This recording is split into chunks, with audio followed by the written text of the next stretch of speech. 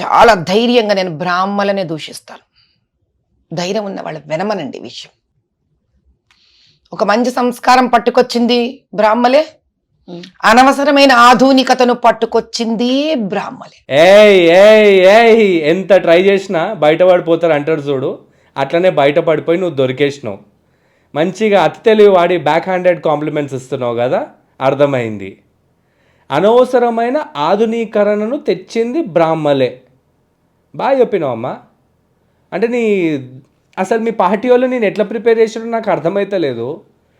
BJP most ప్రెస్టీజియస్గా చెప్పుకునే ఆధునీకరణ ఏందో తెలుసా? Digitization of money. ఆధునీకరణ మంచిది. పాత రోజులలో కానీ ఇప్పుడు కానీ ఏదైతే మంచిదో దాన్ని మనం వెల్కమ్ చేయాలి, ఏదైతే చెడ్డదో దాన్ని మనం అపోజ్ చేసి తిరస్కరించాలి. అంటే ఆధునీకరణ చెడ్డది ఏదైనా కానీ. ఇక లాస్ట్కి పోయి గదే రాళ్ళ జమానాకు పోయి రాళ్ళు కొట్టుకుంటా ఇక మంటలు తెచ్చి ఇక కష్టపడదాం మనం. సరే, మెడలో మంగళసూత్రాలను ముందు తీసేసింది బ్రాహ్మలే, పసుపులు రాసుకోవడం మానేసింది బ్రాహ్మలే, మెట్టలు తీసేసింది బ్రాహ్మలే, పిల్లలకి పూజా పునస్కారం నేర్పిస్తే వాళ్ళు ఎక్కడ చాదస్తంగా తయారయ్యి సోకాల్డ్ మోడర్న్ ఎడ్యుకేషన్ నేర్చుకోరేమో అని మొదలుపెట్టింది బ్రాహ్మలే. అంటరానితనం తెచ్చింది బ్రాహ్మలే, కుల వ్యవస్థ తెచ్చింది బ్రాహ్మలే, హరిజనులకు గుళ్ళోకి నో ఎంట్రీ అని చెప్పింది బ్రాహ్మలే, బాయిలున్న నీళ్ళు తాగితే జనాల తోడుకలీర కొట్టింది కూడా బ్రాహ్మలే. నిజంగా దూషించాలంటే గిసొంటి మాటలు మాట్లాడాలి, అంతేగాని స్పాంజ్ కత్తితోని పొడిచి నేను దీనికి బ్రాహ్మణులనే దూషిస్తా అని చెప్పి బిల్డప్ ఇవ్వాల్సిన అవసరం లేదమ్మా.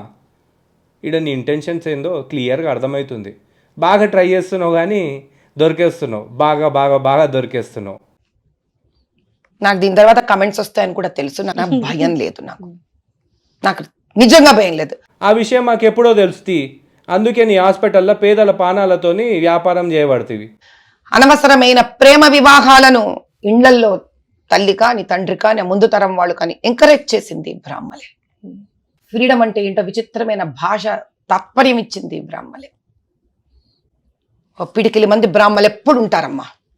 వీళ్ళు తనను తాను లెఫ్టిస్ట్లని అదేదో బాబు నాకు అసలు దాని డెఫినేషన్లు కూడా రావు కానీ ఎడా పెడ వాళ్ళకి నోటికి వచ్చినట్టు వాడేస్తారు. కమ్యూనిస్టులు అంటారు, లెఫ్టిస్టులు అంటారు. వీళ్ళందరూ ఏంటంటే ప్రాచురణలోకి, అంటే if you are not trying to become famous then you start dividing and you start spoiling it.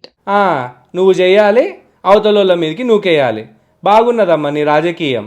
నువ్వు చేస్తున్నది ఏంది? ఫేమస్ రానీకే, ఓట్లు రానీకే, మతం పేరు మీద రాజకీయం చేస్తున్నావు అంతే కదా. కానీ గివే అవతల మీదకి నూకేస్తాం. మంచిగుంది. పిడికిలి మంది బ్రాహ్మలు ఎప్పుడు ఉంటారమ్మా.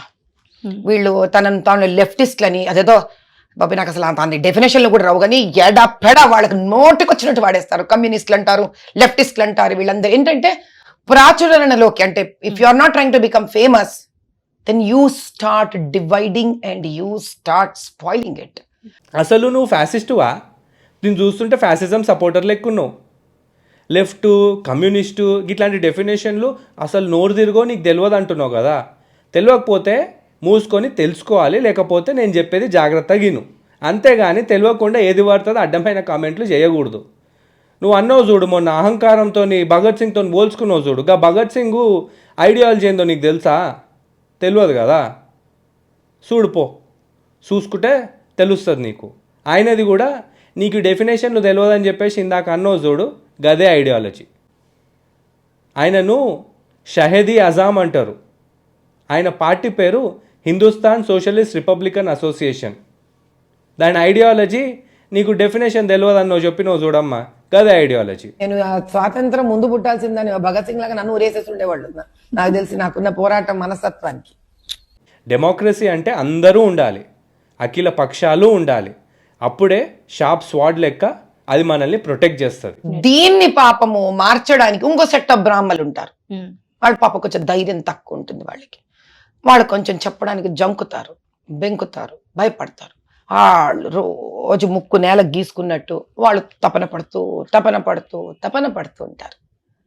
కానీ ఏమవుతుందంటే తెలిసి తల్లి, ఇంత పాల కుండలో ఒక్క చుక్క విషం చాలు తల్లి దాన్ని పాడు చేయడానికి. సో పాలకుండ పాటి కష్టం ఒకళ్ళు పడుతుంటే ఆ ఒక్క విష బిందు వేయడానికి ఇంకో సెట్ వాళ్ళు రెడీగా ఉంటారు. వీళ్ళు చేసిన గొప్ప పని ఏమిటి అంటే జన్యధారణ, పొడుగు, ద్వికాల సంధ్యలు, త్రికాలం వదిలేయండి, ద్వికాల సంధ్యలు చేయడం మానిపించేయడం, అగ్ని కార్యాలు మానిపించడం. అంటే నువ్వు అనేది ఏంది? ఇవన్నీ చేయడం మానేశారు కాబట్టి ప్రపంచం ఇక్కడికి వచ్చిందా? అంటే బాపనోళ్ళు ఇవన్నీ మళ్ళీ చేయడం మొదలు పెట్టాలి, అంతే కదా? These are the core problems of the society. 10 మందికి మంచి చెప్పే బ్రాహ్మడు మారిపోతున్నాడు కదా తల్లి. 10 మందికి మంచి చెప్పేటోని మంచోడు అంటారు, వాని మంచోని లెక్క గుర్తించాలి. బ్రాహ్మణుడు, వైశ్యుడు, దళితుడు అని చెప్పేసి వీటితోని గుర్తించొద్దు. 10 మందికి చెడ్డు చెప్పేటోని చెడ్డోడు అంటారు, వాని చెడ్డోని లెక్క గుర్తించాలి. అది బ్రాహ్మణుడైనా లేకపోతే దళితుడైనా వాడు చెడ్డోడే అవుతాడు. అప్పుడు మనకిక్కడ కులం కాదు, గుణం ముఖ్యం. అయితే వాళ్ళని చూసి నేర్చుకోవాలంటున్నావా, నేర్చుకోవద్దంటున్నావా? నువ్వు అసలు ఏం మాట్లాడుతున్నావో నాకు అస్సలు అర్థమవుతలేదు. ఒకసారేమో వాళ్ళు చేస్తున్నది మంచి కాదంటావు, ఒకసారేమో వాళ్ళు మంచి చేస్తున్నారు చూడమంటున్నారు. అసలు ఏం చెప్తున్నావు? నీకు కొంచెం కూడా సెన్స్ లేకుండా చెప్తున్నావు. జనరల్గా మిగతా వాళ్ళకి బ్రాహ్మడు ఆదర్శప్రాయుడు, ఒక బ్రాహ్మణ స్త్రీ ఆదర్శప్రాయురాలు. అబ్దుల్ కలాం, ద్రౌపది ముర్ము, భగత్ సింగ్, జార్జ్ రెడ్డి, వీళ్ళు ఆదర్శప్రాయులు. అంటే వీళ్ళకు కులాలతోని మతాలతోని సంబంధం లేదు. ఆఫీస్కి వెళ్తే ఏంటి, నేను పొద్దున ఒక అరగంట ముందు లేచి దేవుడికి దీపం పెట్టి నేను కూర్చొని లక్ష్మీ సహస్రనామమో లేకపోతే లలిత సహస్రనామమో చెయ్యక్కర్లేదు. ఆ ఇంట్లో లేచి దీపం పెట్టి పంచ ఉపచారాలు చేసి ఆ వండిన టిఫినే తీసుకెళ్ళి అక్కడ నేను నైవేద్యం పెట్టి, అటు భర్త అటు పిల్లలు స్కూళ్ళకి వెళ్ళిపోయే ముందు అక్కడ అందరం నిలబడి హారతి తీసుకొని ఎవరి పనులలో వాళ్ళు డిస్పర్స్ అవ్వలేమా? పోనీ ఆ తినే టిఫిన్ క్యారియర్లే కట్టేసి దాని ముందు పెట్టేస్తే అయిపోయాగా దేవుడి ముందు. పిల్లలకి భార్య భర్త పిల్లలందరూ ఏమనుకుంటారు, ఇటువంటి ప్రసాదం భగవంతుడి ముందు మా అమ్మ ఎందుకు పెడుతోంది అంటే రోజంతా నేను రక్షించబడాలి. So you are injecting into them a culture. స్త్రీ పూనుకోవాలి దీనికి, దానికి భర్త సహకరించాలి. దేవునికి నైవేద్యం పెట్టేది నువ్వు మింగి తిననీకే కాదు. అసలు నైవేద్యం అంటే ఏందో తెలుసా? చాలామంది ఏ దిక్కు మొక్కు లేకుండా దేవస్థానాల దగ్గరనే వాళ్ళ జీవితాలను గడుపుతూ ఉంటారు. అసంటోళ్ళ బాధ్యత దేవుంది. ఆ దేవుడి పేరు మీద వాళ్ళ కడుపు నింపడానికి పెట్టేదే ఈ నైవేద్యం. అది దేవుడిచ్చినట్లయితుంది కానీ నువ్విచ్చినట్లు కాదు. సో దేవుడు అక్కడ ఉండేటోళ్ళందరికి కడుపు నింపుతున్నాడు కాబట్టి ఈ నైవేద్యాన్ని తీసుకుంటాడు. అంతేగాని దేవుడి పేరు చెప్పి నువ్వు మింగి తిననీకే కాదు. అర్థమైందా? గుళ్ళో ఒక పురోహితుడు ఉన్నాడు. ఆయన, అతని కుటుంబము, అతని పిల్లలు, భార్య, వీళ్ళకు భోజనం దొరుకుతుందా లేదా, వీళ్ళు సుభిక్షంగా ఉన్నారా లేదా అని అక్కడ ప్రాంత ప్రజలు చూసుకోవాలి. ఎంతసేపు బ్రాహ్మడు బ్రాహ్మడు బ్రాహ్మడు, బ్రాహ్మడికి ఫుడ్ పెట్టాలి, బ్రాహ్మడికి పైసలు ఇవ్వాలి, బ్రాహ్మడు ఇంట్లో పెళ్లి చేయాలి, బ్రాహ్మడిని ఒకవేళ మంచిగా చూసుకోకపోతే సొసైటీ కొలాప్స్ అయిపోతుంది అంటావు. అంతే కదా? మిగిలిన వాళ్ళందరూ పిచ్చోళ్ళు. ఎంత ట్రై చేసినా బయట పడుతుంది అంటారు చూడు. ఇయో ఇదే, ఎంత ట్రై చేసినా కవర్ చేసుకోలేకపోతున్నావు. నీ కులపిచ్చి మెల్లగా బయట పడుతుంది. స్టార్ట్ అయింది ఇక. ఏమన్నా అంటే పాత రోజులలో పెద్దోళ్ళు అన్న మాటలు అట్లనే కొన్ని ఇనన్నట్టుగా ఫాలో అయిపోవాలని చెప్పేసి దొంగ తెలివితేటలు వాడి బాగానే అంటున్నావు. అప్పట్లో బ్రాహ్మణ అరాచకాలను ప్రశ్నించరు కాబట్టి మనకు ఎన్నో రిఫార్మ్స్ వచ్చినాయి. అందుకే పులే, అంబేద్కర్, రాజా రామ్మోహన్ రాయ్ లాంటి వాళ్ళు మహనీయులయ్యిర్రు. తెలుసా నీకు ఈ విషయం? నీ పుట్టుక నువ్వు భగవంతునికి ఎంత దగ్గరో అనేది డిసైడ్ చేయదు, కేవలం నీ ప్రవర్తన మాత్రమే డిసైడ్ చేస్తుంది. ఎంత కావాలమ్మా ఒక బ్రాహ్మడి పోషణకి, భోజనానికి? ఎంతసేపు ఆ బ్రాహ్మడు ఆ ఇల్లు గడిచేనా అని చూసినప్పుడు అక్కడికి ఆగిపోతాడు ఆయన, ఆ గురి పురోహితుడు. అదే అక్కడ ఉన్న ఒక 20 కాపురాలు, 30 కాపురాలు, 50 కాపురాలు, ఆయన పోషణ అంటే ఏముందమ్మా, 2 పిల్లలేగా అనుకుండేది. నెలకు తలా ఒక 100 రూపాయలు వేసుకున్నారనుకోండి, అయిపోదా తల్లి? 200 రూపాయలు ఖర్చు పెట్టకుండానే ఉన్నామా మనం అందరం? నిజంగా జీవితంలో ఎప్పుడు ఓ పర్సు పోగొట్టుకోవడం కానీ, ఓ చెత్త సినిమా చూసి 300 రూపాయలు ఖర్చు పెట్టడం కానీ, హోటల్ పోయి భోజనం చేసి అబ్బాయి ఏంటి అంత అసహ్యంగా అది భోజనం ఏమీ బాగలేదు అనుకోవడం కానీ చేయలేదా?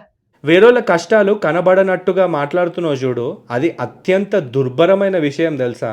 ఎంతసేపు బ్రాహ్మడి ఇంట్లో ఈ కష్టం ఉంది ఆ కష్టం ఉందని చెప్తున్నావు. ఒక్కసారి ఆలోచించు. డ్రైనేజ్ మ్యాన్ హోల్ లోపలికి దిగి క్లీన్ చేసేటువంటి వాళ్ళ పరిస్థితి ఎంత దారుణంగా ఉంటుందో నీకు తెలుసా? వాళ్ళ పోషణ గురించి మాట్లాడవు. రోజు పొద్దున్నే రోడ్లు ఊడ్చేటోళ్ళ పరిస్థితి ఎంత దారుణంగా ఉంటుందో తెలుసా? వాళ్ళ పోషణ గురించి మాట్లాడవు. చార్మినార్ లాంటి ఏరియాలల్లో పొద్దున 10 గంటలకు వస్తే రాత్రి 11-12 గంటల వరకు నిలబడి బ్యాగులు అమ్ముకునేటోళ్ళ పరిస్థితి ఎంత దారుణంగా ఉంటుంది తెలుసా? వాళ్ళ పోషణ గురించి మాట్లాడవు. నీకు కావాల్సింది ఏంది?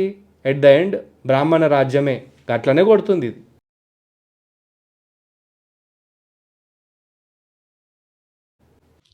దళితులు అన్నారు మీరు. ఇక్కడ బ్రాహ్మణ పాత్ర చాలా చాలా స్వల్పం.